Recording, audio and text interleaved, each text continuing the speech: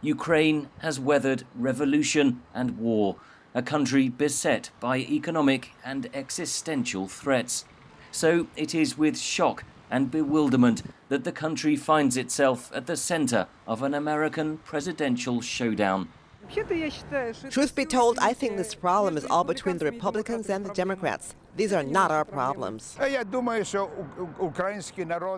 think that Ukrainian people know for sure that all this is an American circus, a theater, and we shouldn't pay any attention. US President Donald Trump claims that his Democrat rival, former Vice President Joe Biden, forced the resignation of the then Ukrainian chief prosecutor Viktor Shokin to protect his family, a charge Biden strongly denies. Shokin had previously been investigating alleged corruption at the energy firm where Joe Biden's son, Hunter, sat on the board of directors. Shokin's deputy told VOA his boss was ousted because he was ineffective. I'm sure that the United States and the international community's demand to dismiss Shokin was an outcome and a logical result of his corruptness and of his, let's say, incompatibility with post-Maidan era in Ukraine. Clear evidence of that corruption, say critics, is rooted in the events of January 2014 and the brutal government crackdown on protesters.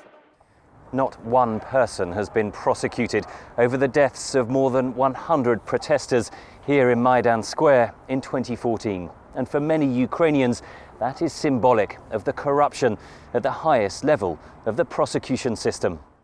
Ukraine President Volodymyr Zelensky was elected in April on a pledge to prosecute corrupt officials. He must avoid being sucked into an American crisis, argues former lawmaker Serhiy Leshchenko, who served on the Parliament's Anti-Corruption Committee. The risk is to be involved in the conflict on the side either Republicans or Democrats. The only way to lower damage is to stay neutral. Ukraine's biggest fear is becoming the collateral damage of an American political war.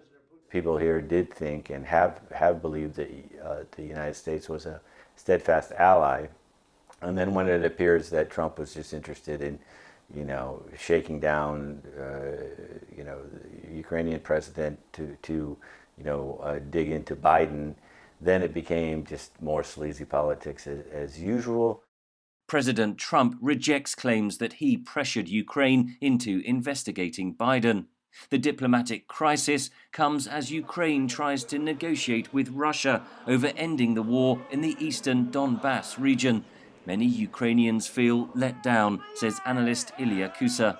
They were even saying that the US are not interested in Donbass, they're not interested in Crimea, they're not interested in our struggle against Russia. The political warfare in the United States has provoked fascination, but also fear over the commitment of Ukraine's key Western ally, even as its soldiers continue to fight and die on the front lines of its conflict with Russia. Henry Ridgwell for VOA News, Kyiv.